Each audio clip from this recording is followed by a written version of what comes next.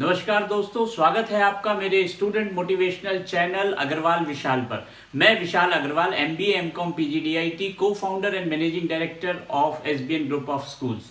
दोस्तों, आज का वीडियो मैं आपको जो बता रहा हूं, जो देने जा रहा हूं, उस वीडियो में मैं आपको बताऊंगा क्यों हमारे नौजवान स्टूडेंट्स जो कॉलेज में पढ़ते हैं और टेक्निकल एजुकेशंस लेते हैं, वो अपनी एजुकेशन के अकॉर्डिंग डिजायर्ड प्रोफाइल को या कंपटीशन एग्जाम्स को क्रैक क्यों नहीं कर पाते हैं और क्यों वो ड्रॉप आउट हो जाते हैं और क्यों वो अपनी लाइफ में सक्सेसफुल नहीं हो पाते हैं। इसके बारे में मैं आपको कुछ महत्वपूर्ण जानकारियां देना चाहूंगा, कारण बताऊंगा, उसको ध्यान से सुने और जरूर से अपने पेरेंट्स को दिखाएं, अपने दोस्तों को भी दिखाएं।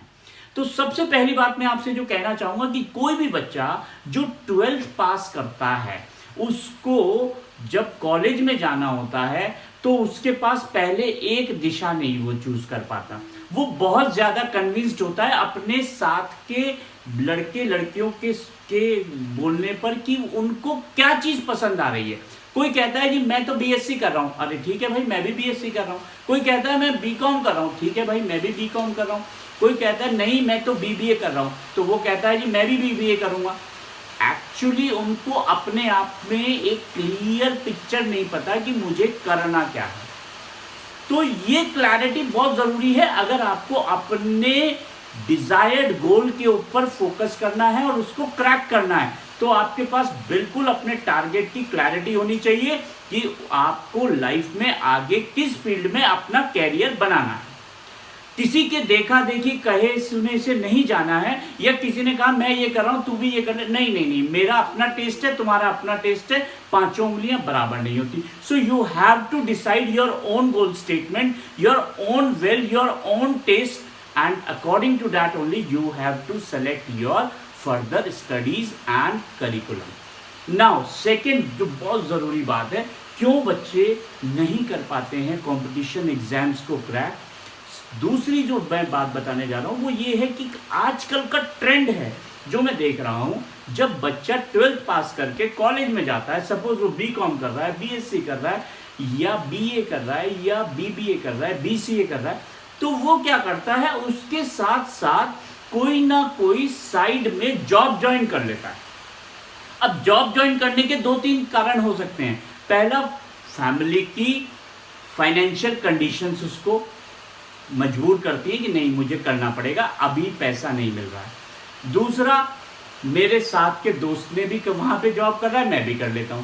तीसरा, खर्चे इतने बढ़ा लिए हैं कि मुझे ये जॉब करनी पड़ेगी।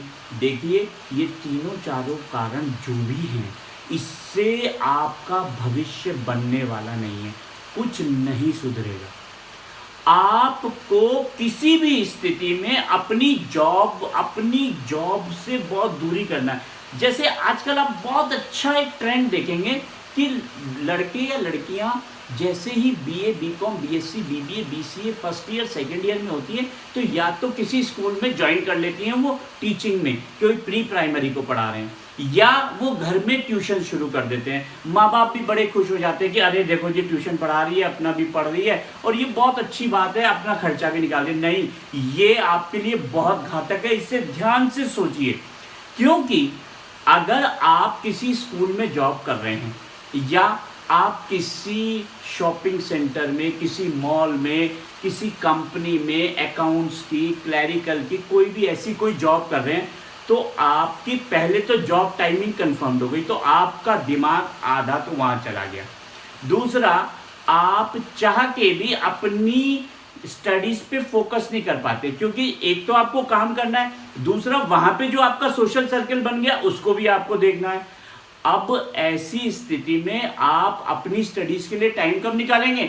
एक तो आपको अपनी रेगुलर स्टडीज करनी है कोर्स की, दूसरा आपको कंपटीशन एग्जाम की भी स्टडी करनी है, तो वो टाइम नहीं मिलता है। और धीरे धीरे आप ग्रेजुएट हो जाते हैं, पोस्ट ग्रेजुएट हो जाते हैं, और अब आपके पास समय नहीं बचता, क्योंकि एज लिमिट्स लिमिटेड होती है किसी भी कंपटीशन एग्जाम को क्रैक करने की। दूसरी बात यह है कि एज लिमिट के साथ साथ आपकी पढ़ने की ललक भी कम होती जाती है, क्योंकि जब आप सुबह के टाइम, दिन के टाइम जॉब करके आएंगे तो थकावट भी होती है, रिक्रिएशन भी करने का मन करता है, उसके बाद आपको अपने कुछ खर्चे भी करने का मन करता है कि मैं मोबाइल चला लूँ, मैं ये कर लूँ, तो आपका जो अपनी स्टडीज़ के ऊपर फोकस है वो कहीं ना कहीं डाइवर्ट हो जाता है। ये बहुत ज़रूरी है कि अपने आप को किसी भी ऐसी चीज़ में ना उलझाएं। अब करना क्या है? करना ये होता है कि जैसे आपके ऊपर फाइनेंशियल क्राइसिस है तो आप अपने खर्चों में कटौती करें। जैसे मैंने आपको वो श्लोक बताया था ना, विद्यार्थी के जो 5 लक्षण है उसमें आपको तपस्वी की तरह रहना है। हर खर्चे में कटौती कर दीजिए, बिल्कुल कुछ नहीं खर्चा ज्यादा करना है, सादा जीवन रखिए और सिर्फ किताबों पे फोकस कीजिए। दूसरी बात, आप सिर्फ और सिर्फ अपने कंपटीशन एग्जाम के सिनेरियो को फॉलो कीजिए, ना कोई ट्यूशन पढ़ाना है, क्योंकि ट्यूशन पढ़ाने में भी आप इंगेज हो गए। अब सपोज आपने ट्यूशन के 2 बैच ले लिए, आपने 4 बजे से 6 बजे तक पढ़ाना है, तो 3:30 बजे तक से तो आप शुरू हो जाएंगे कि भाई बच्चे आने वाले हैं, फिर 6 की बजाय 6:30 भी बज सकते हैं, 7 भी बज सकते हैं। इसके अलावा कई बार संडे को भी पढ़ाना होगा। दूसरी बात, बच्चे का एग्जाम है तो आपको टेंशन हो जाएगी कि बच्चे का रिजल्ट अच्छा आना चाहिए, नहीं उसके पेरेंट्स कंप्लेंट करेंगे। कई सारे फैक्टर हैं। तो जो आजकल का यूथ है, कॉलेज गोइंग स्टूडेंट है, उसको बहुत प्रिकॉशियस रहना है, अपने कैरियर को लेके इधर उधर ध्यान नहीं देना है, कोई जॉब नहीं पकड़नी है। ये जो टीचिंग की छोटे छोटे स्कूल्स में जाकर पढ़ाने की जॉब है, ये लाइफ में कभी भी कर सकते हो, पूरी लाइफ पढ़ी है, लेकिन आज की जो स्टेज है, आज की जो एज है, इसमें जो कर सकते हो वो करो। आपको फोकस करना है अपने कंपटीशन एग्जाम्स के ऊपर, जहां जो आपको क्रैक करना है। बहुत टफ कंपटीशन है, 100 वैकेंसी के लिए 50,000 बच्चे फॉर्म भरते हैं। अब उसमें पहले आपका प्रीलिमिनरी एग्जाम होता है, फिर मेन एग्जाम होता है, फिर इंटरव्यू होता है, फिर मेरिट लिस्ट बनती है। अब आप देखिए कितना टफ है।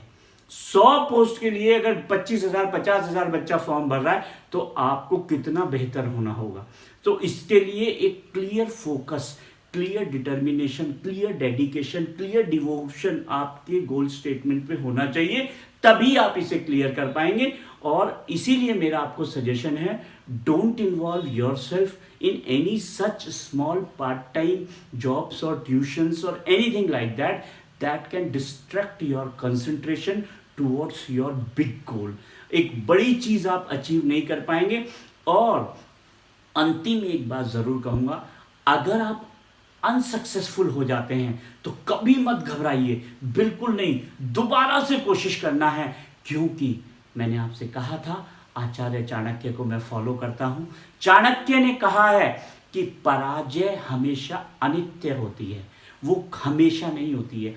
अगर व्यक्ति चाहे तो पूरी हिम्मत से, पूरी ताकत से दोबारा प्रयास करेगा। पहली असफलता उसे काफी सारे तजुर्बे देगी, उससे वो सीखेगा और दोबारा प्रयास करेगा, निश्चित विजयश्री उसके चरणों में होगी। यानी आप अपनी मंजिल पा सकते हैं। और कई बार मैंने ये देखा है कि व्यक्ति बहुत नजदीक चले जाता है अपनी मंजिल तक और उसके बाद साहस छोड़ देता है। नहीं, आपको पता ही नहीं होता है कि आप कितनी पास थे अपने टारगेट के और आपने गिव अप कर दिया। You don't have to give up.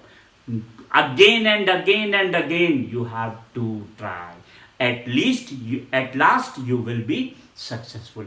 My best wishes are with you all, my students, my college going youths, and I wish you all the best for your future. और मैं आप लोगों से यही विनती करूंगा कि आप लोग अपने कैरियर ओरिएंटेड बने, बहुत सीरियसली सोचें इसके बारे में।